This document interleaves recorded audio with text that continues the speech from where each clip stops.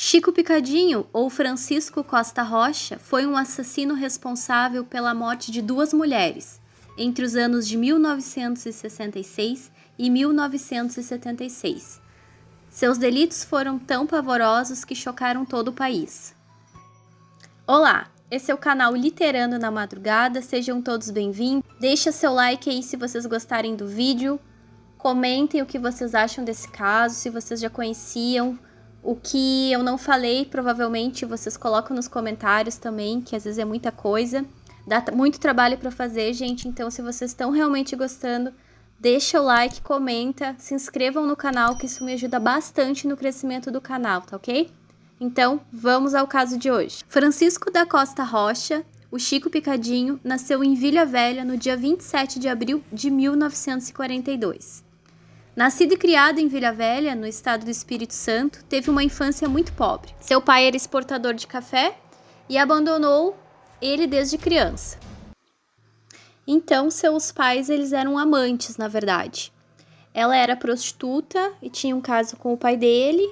E, na verdade, o pai dele não era nada afetivo, simplesmente abandonou ele. Quando a mãe do Chico estava doente, ela adquiriu tuberculose. E nesse tempo que ela foi se recompor, se tratar, na realidade, ela deixou o Chico com uma conhecida dela.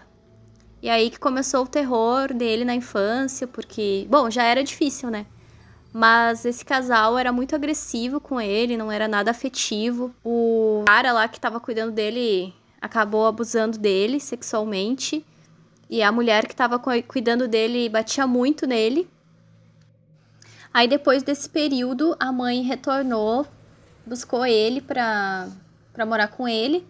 E foi aí que ele observava que a mãe dele era prostituta, e daí ela recebia alguns homens na casa, ele presenciava, enfim.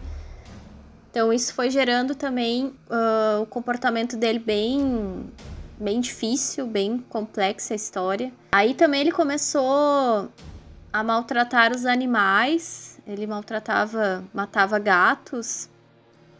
Então, com todos esses problemas, logo ele se viciou em álcool, drogas, e ele não tinha um trabalho fixo, assim, não durava muito nas coisas.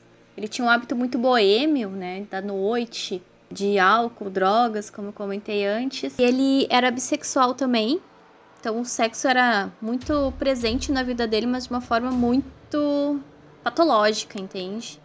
Foi por isso também que chegou a culminar os assassinatos dessa forma. Então, na época dos fatos, ele era corretor de imóveis.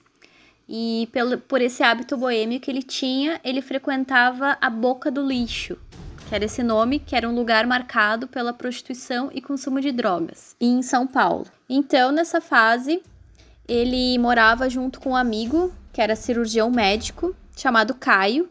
Na verdade, eles tinham um caso, e foi nessa residência, então, que ele cometeu o primeiro crime.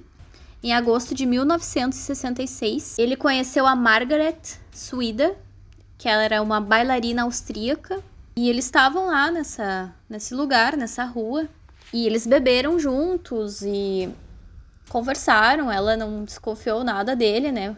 Acredito que achou que era um cliente normal, uma pessoa normal, mas ela não imaginaria o que iria acontecer a seguir. Então eles foram para esse quarto e eles tiveram relações sexuais, só que do nada ele começou a estrangular ela e ela acabou morrendo. E ele pensou, o que farei com o corpo? Aí ele acabou retalhando essa mulher.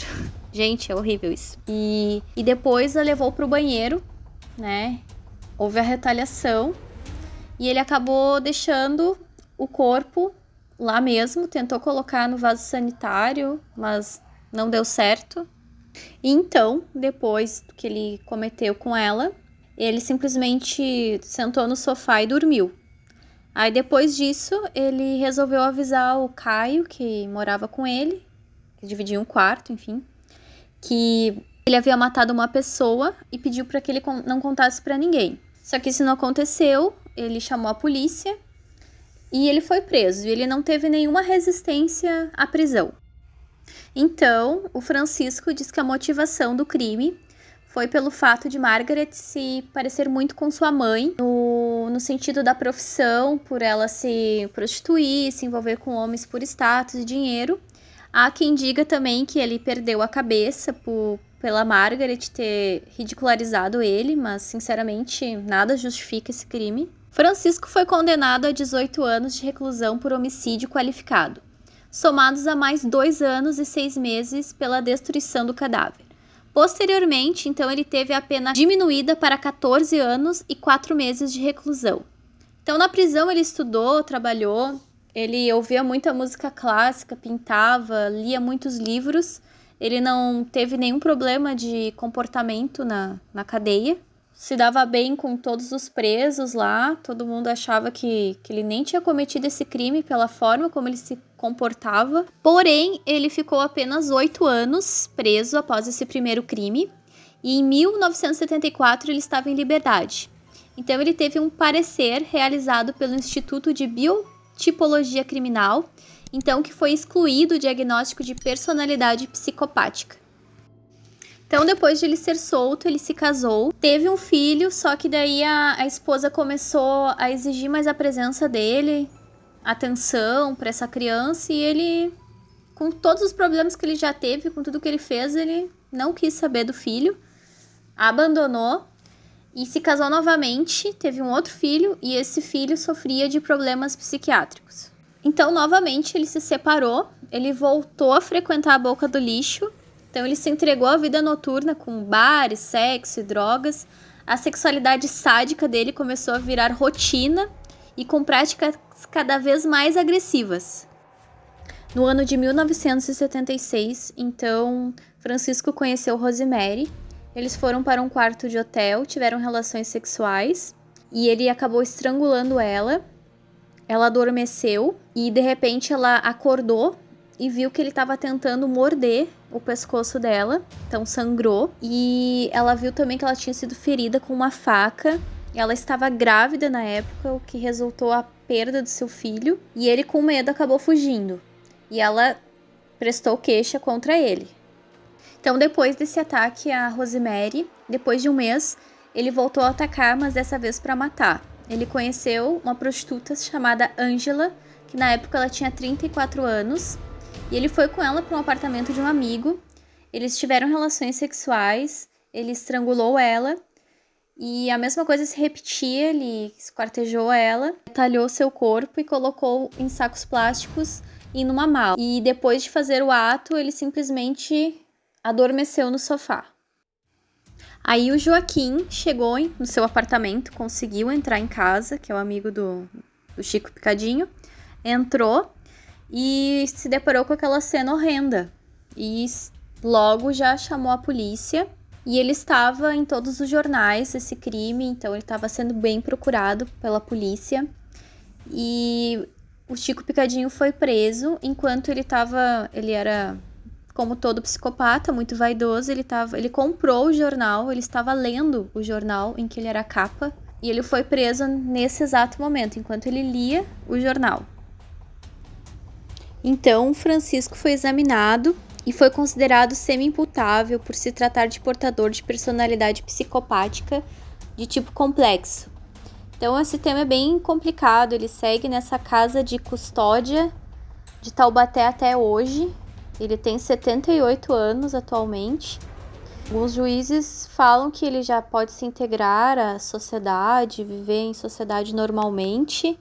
O Ministério Público não barra isso, que acredita que não há cura. Não tem como essa pessoa conviver, ele vai voltar a matar. Eu também acredito que não há cura.